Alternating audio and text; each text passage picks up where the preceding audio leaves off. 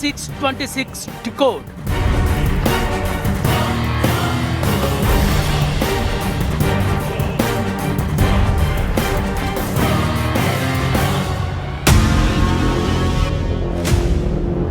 देश इस वक्त हाई अलर्ट पर है क्योंकि गणतंत्र दिवस दहलीज पर है। देश की राजधानी दिल्ली से लेकर जम्मू कश्मीर तक पाकिस्तान से सटे एक एक बॉर्डर पर संगीनों का साया है। एक एक संदिग्ध पर कड़ी नजर रखी जा रही है क्योंकि खतरा इतना बड़ा है कि बड़ी तबाही ला सकता है।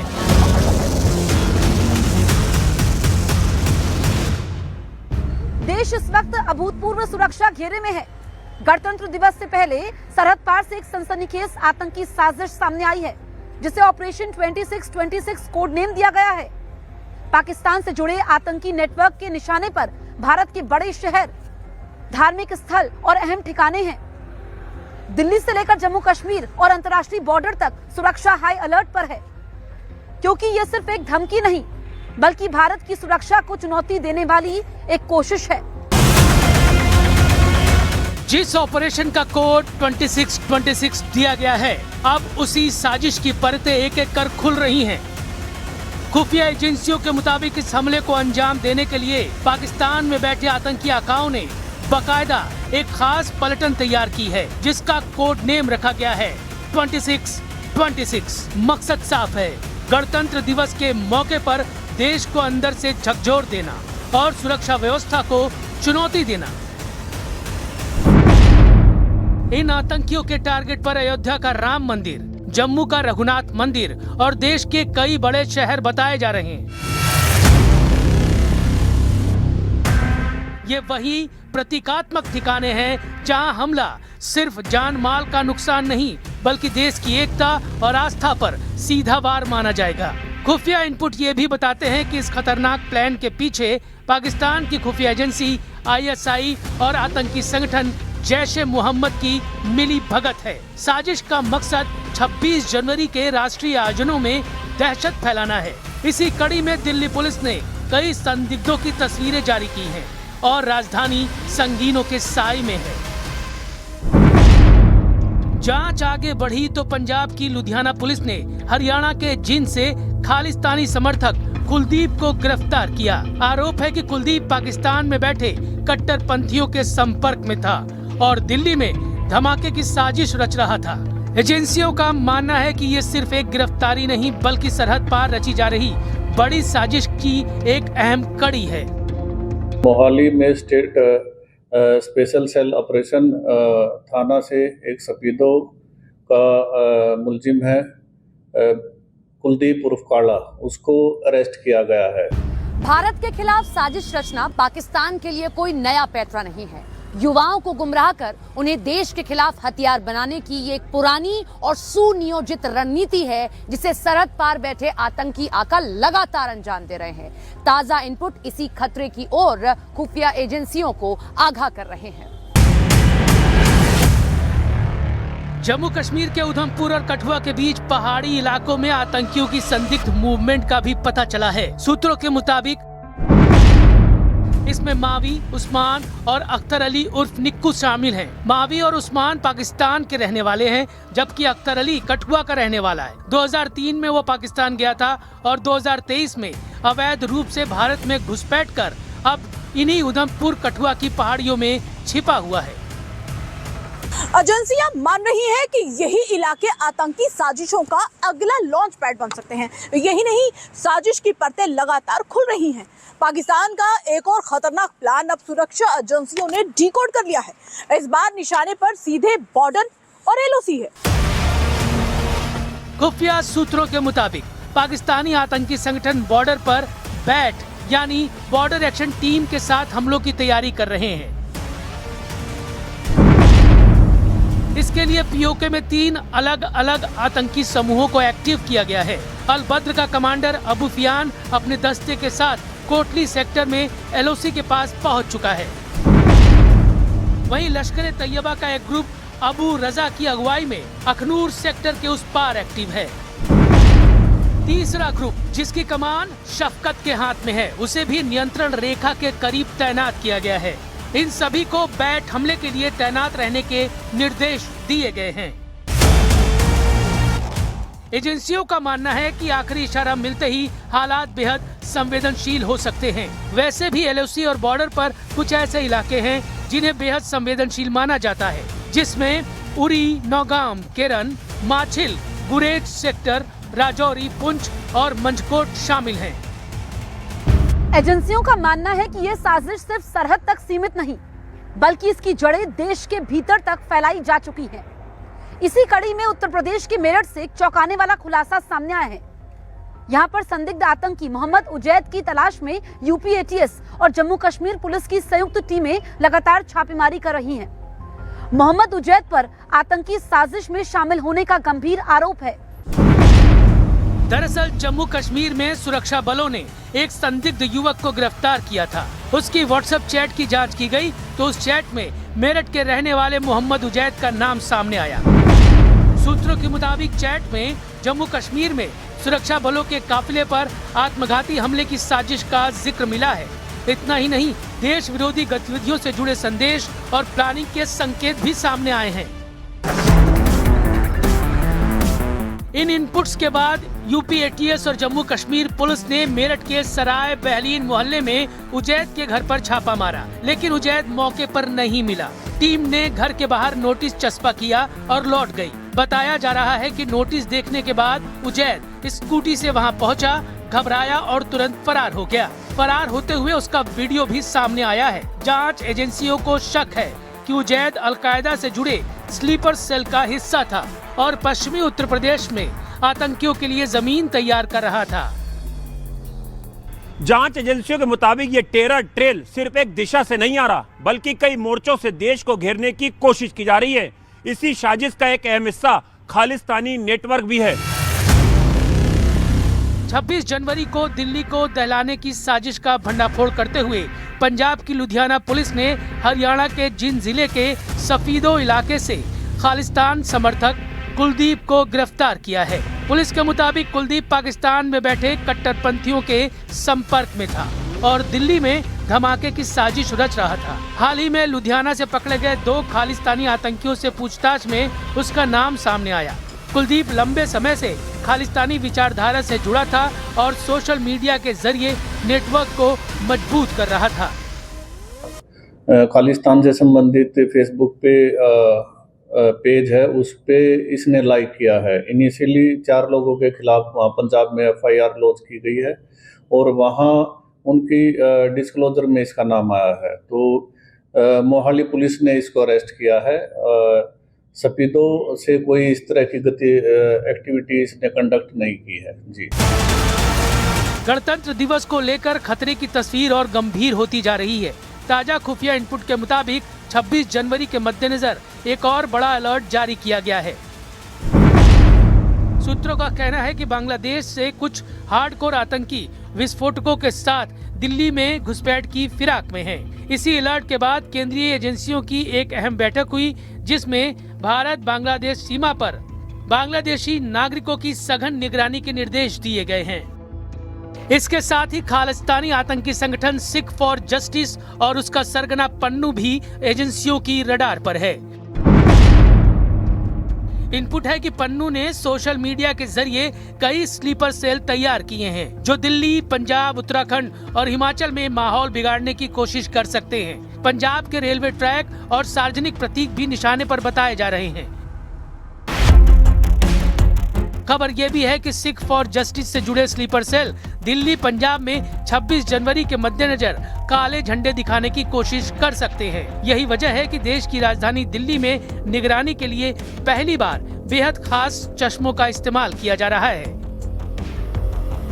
आप मेरे चेहरे पर जो काले कलर का चश्मा देख रहे हैं, दरअसल ये कोई मामूली चश्मा नहीं है, बल्कि ये वो चश्मा है जो संदिग्ध शख्स, आतंकवादी, गैंगस्टर, एंटी सोशल एलिमेंट और संदिग्ध वस्तुओं को पकड़ने का मादा रखता है। जी हां, हिंदुस्तान में पहली बार कोई पुलिस फोर्स इस तरह के चश्मे का इस्तेमाल गणतंत्र दिवस परेड पर करने जा रही है। दिल्ली पुलिस के कई जवान, जिसमें महिला पुलिसकर्मी, पुरुष पुलिसकर्मी शामिल हैं, वो इस चश्मे से गणतंत्र दिवस पर पैनी नजर रखेंगे और यह चश्मा एक खास तरह के सॉफ्टवेयर के साथ लैस किया गया है, जिसमें एक मोबाइल फोन इससे कनेक्ट होगा और ये आतंकवादी या गतिविधियों को पकड़ने का मादा रखने में पूरी तरह से कामयाब होगा।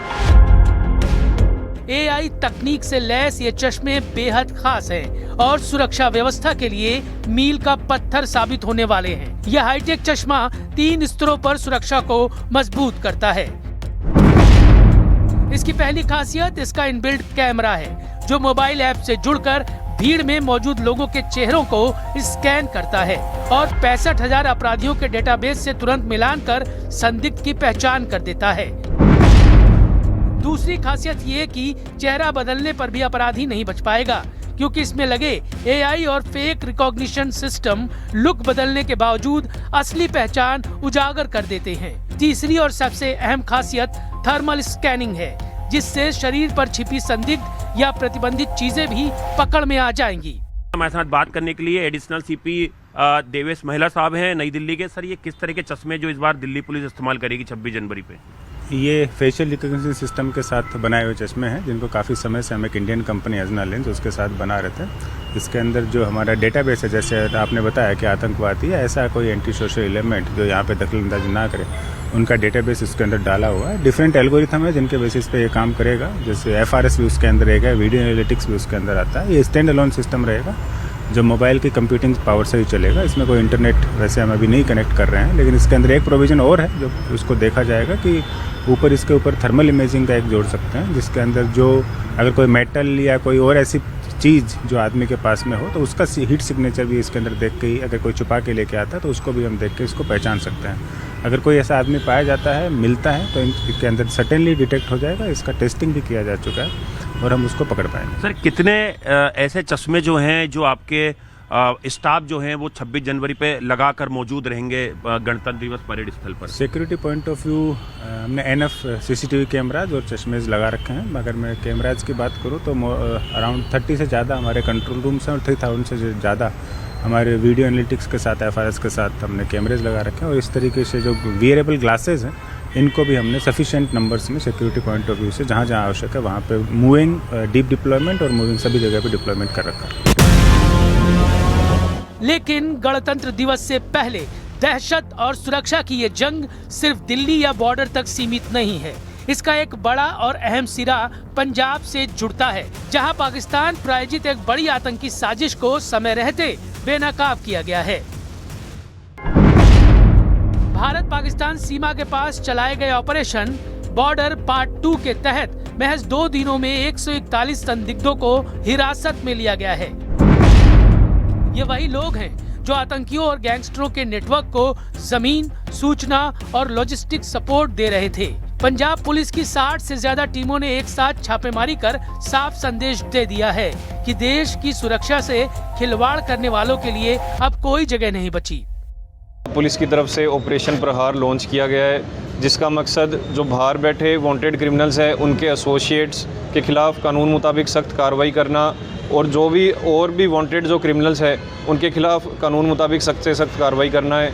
उसके तहत ही मोगा ज़िले के अंदर लगभग 400 जवान, सारे SHO, यूनिट इंचार्जेस, सारे गेजेटेड ऑफिसर्स इस ऑपरेशंस में इन्वॉल्व हैं। इस कामयाबी को अमृतसर ग्रामीण पुलिस ने संगठित अपराध पर अब तक की सबसे बड़ी निर्णायक चोट बताया है।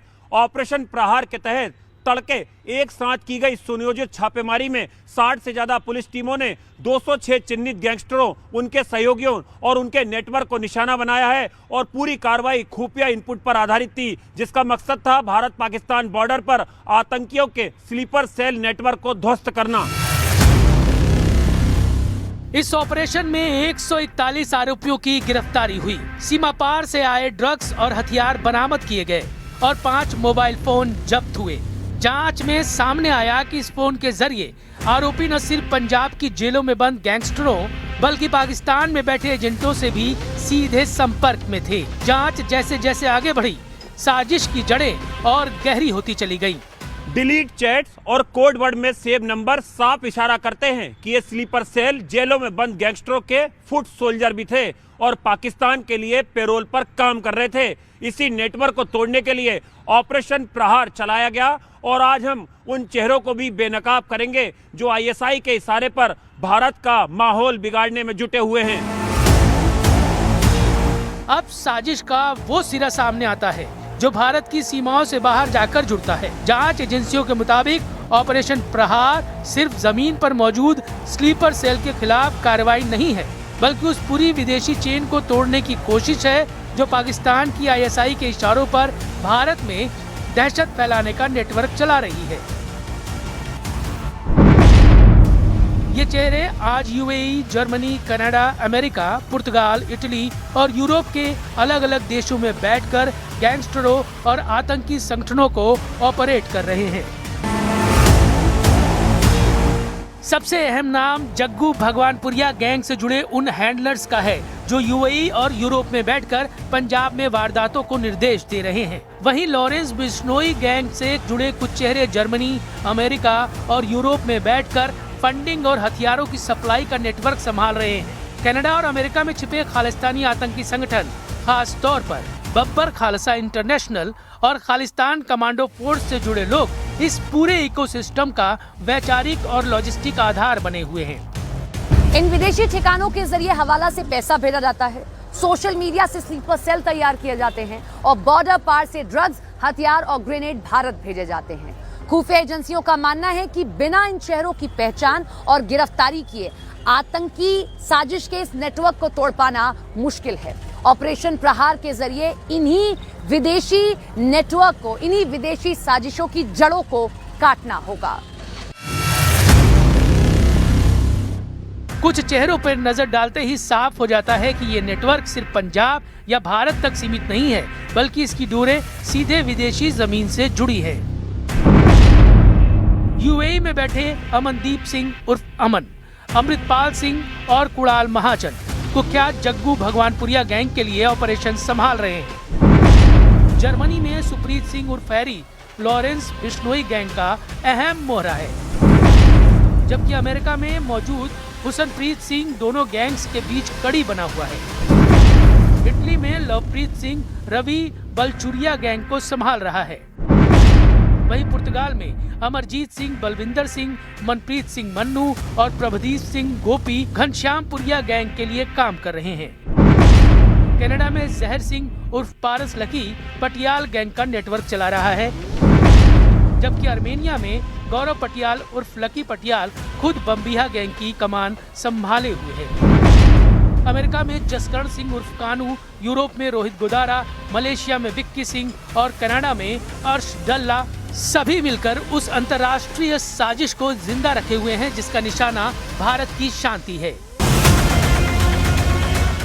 लेकिन इनसे जुड़ी हर एक कड़ी को दिल्ली से लेकर पंजाब और जम्मू कश्मीर तक ध्वस्त किया जा रहा है। हम इस कार्रवाई को ऑपरेशन बॉर्डर 2 इसलिए कह रहे हैं क्योंकि बीते साल भी इसी सीमा से जुड़े देश विरोधी नेटवर्क को निर्णायक तरीके से तोड़ा गया था। अब 26 जनवरी से ठीक पहले एक बार फिर वही संदेश दोहराया गया है कि सरहद से साजिश रचने वालों के लिए भारत की जमीन सुरक्षित नहीं है। अमृतसर ग्रामीण पुलिस के मुताबिक ये पूरी कार्रवाई राज्य भर में चल रहे संगठित अपराध विरोधी अभियान का हिस्सा है, जिसे पंजाब सरकार DGP पंजाब के स्पष्ट निर्देशों के तहत अंजाम दिया गया। पुलिस ने 2 टूक कहा है कि जिलों को अपराध मुक्त बनाना उनकी सर्वोच्च प्राथमिकता है और नागरिकों को सुरक्षित शांतिपूर्ण माहौल देना उनका संकल्प। आने वाले समय में भी ऐसे इंटेलिजेंट आधारित ऑपरेशन लगातार जारी रहेंगे ताकि किसी भी आपराधिक नेटवर्क को पनाह न मिल सके।